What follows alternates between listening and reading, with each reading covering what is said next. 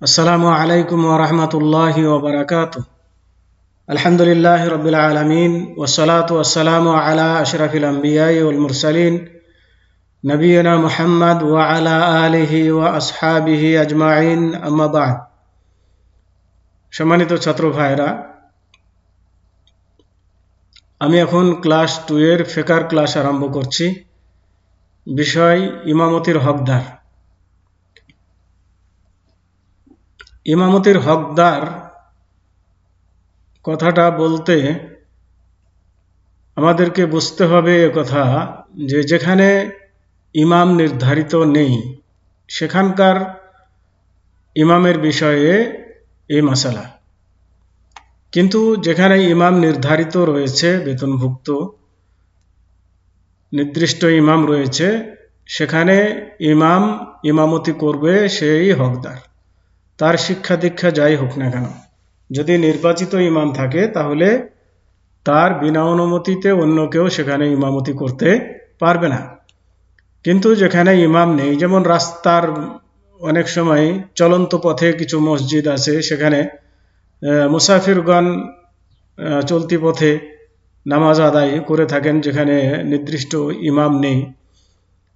তো এমতো এরকম স্থানে বা যেখানে ইমাম নির্ধারিত আছে কিন্তু উপস্থিত নেই, এখন যারা উপস্থিত আছে তাদেরকে নামাজ আদায় করতে হবে। তাহলে এমতো অবস্থায় কাকে ইমাম বানাবে, মানে যারা উপস্থিত আছে তাদের মধ্য থেকে কাকে ইমাম বানাবে, এই মর্মে আল্লাহ রসুল সাল্লাল্লাহু আলাইহি সাল্লাম কিছু থিওরি দিয়েছেন। এই থিওরির ভিত্তিতে ইমাম নির্বাচন করতে হবে।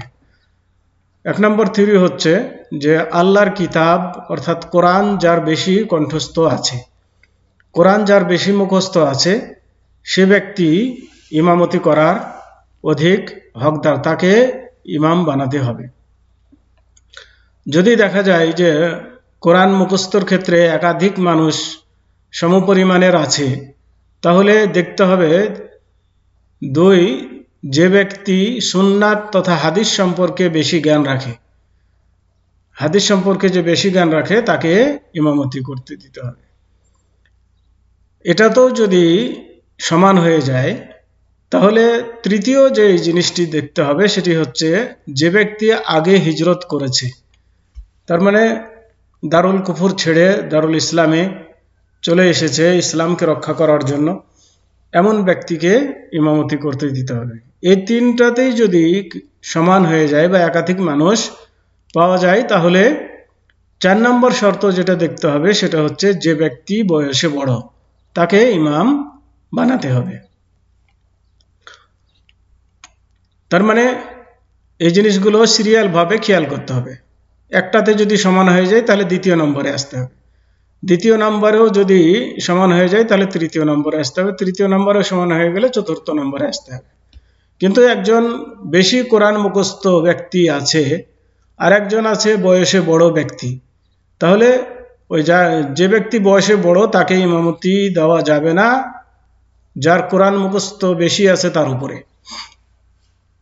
তো এরকম এই পদ্ধতিটা খেয়াল রাখতে হবে। আর এর মধ্যেই পার্থক্য হয়ে যাবে। এছাড়া অন্য কোনো শর্ত লাগানো যেগুলো হাদিসে নেই, এমন কোনো শর্ত লাগানোর প্রয়োজন নেই। ইমাম ও মুক্তাদির স্থান, ইমাম কোথায় দাঁড়াবে, মুক্তাদি কোথায় দাঁড়াবে, কিভাবে দাঁড়াবে সে ব্যাপারে আলোচনা। 1, ইমাম কিবলামুখী হয়ে সামনে দাঁড়াবে, কিবলামুখী হয়ে একাই আগে দাঁড়াবে। 2, মুক্তাদি ইমামের পিছনে সারিবদ্ধ হয়ে দাঁড়াবে, মুক্তাদিরা ইমামের পিছনে সারিবদ্ধ হয়ে দাঁড়াবে। মানে একটি সারি পূর্ণ হয়ে গেলে তারপরে সারি, তারপরে সারি পূর্ণ হয়ে গেলে তারপরে সারি, এভাবে দাঁড়াবে। বিশেষ দ্রষ্টব্য, আগের লাইনগুলি পিছনের লাইনের চাইতে উত্তম, মানে যত আগে থাকবে তত সেই লাইনগুলো তত উত্তম, ভালো। ডান দিকের লাইন বাম দিকের লাইন চাইতে উত্তম, এবং ইমামের নিকটে হওয়া বেশি উত্তম তার কাছ থেকে দূরে থাকার চাইতে।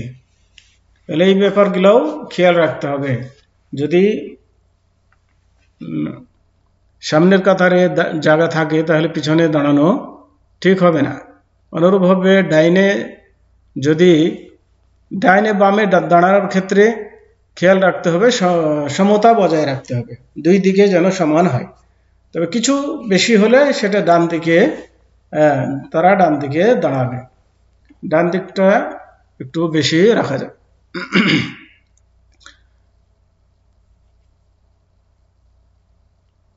আর যদি একাই কোনো মুক্তাদি যদি একাই হয় তাহলে ইমামের ডান দিকে দাঁড়াবে।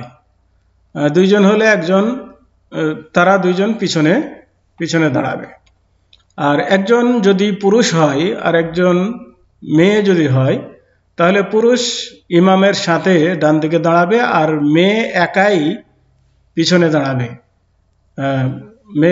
মেয়ের সাথে পুরুষ দাঁড়াবে না।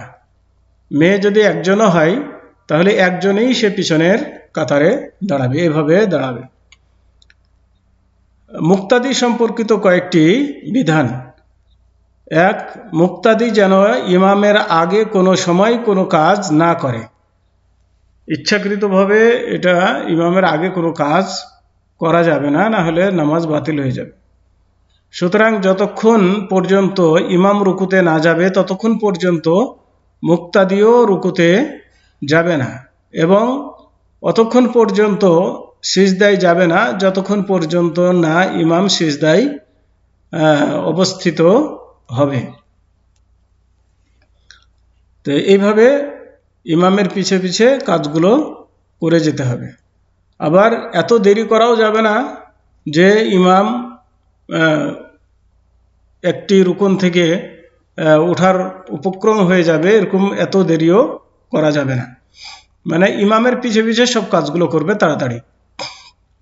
দুই, যদি মুক্তাদি ইমামের রুকু থেকে উঠার পূর্বে নামাজে প্রবেশ করে তাহলে সে ওই রাকাত পেয়ে যাবে।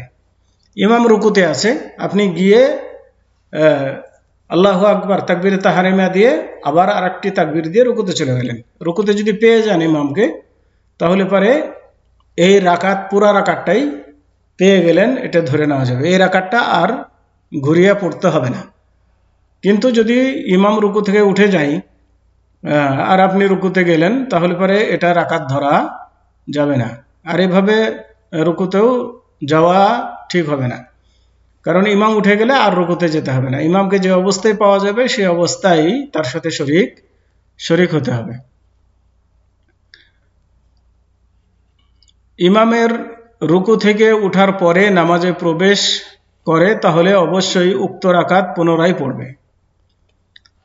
এখানে একটা কথা বলা আছে, এই বিষয়ে অন্য উক্তিও রয়েছে। তার মানে রুকু পেলে রাকাত পাবে কি পাবে না, এখানে বলা হলো রুকু পেলে রাকাত পেয়ে যাবে, কিন্তু ভিন্ন মতও আছে। কারো কারো মত এমনও আছে যে রুকু পেলে রাকাত পাবে না, কিন্তু রুকু পেলে রাকাত পাবে এটি প্রাধান্য দেওয়া হয়েছে এই মতটিকে। তো আজকে এ পর্যন্তই। ওয়াসাল্লাল্লাহু আলা নবিয়িনা মুহাম্মদ ওয়া আলা আলিহি ওয়া আসহাবিহি ওয়া বারিক ওয়া সাল্লাম। আসসালামু আলাইকুম ওয়া রাহমাতুল্লাহি ওয়া বারাকাতুহু।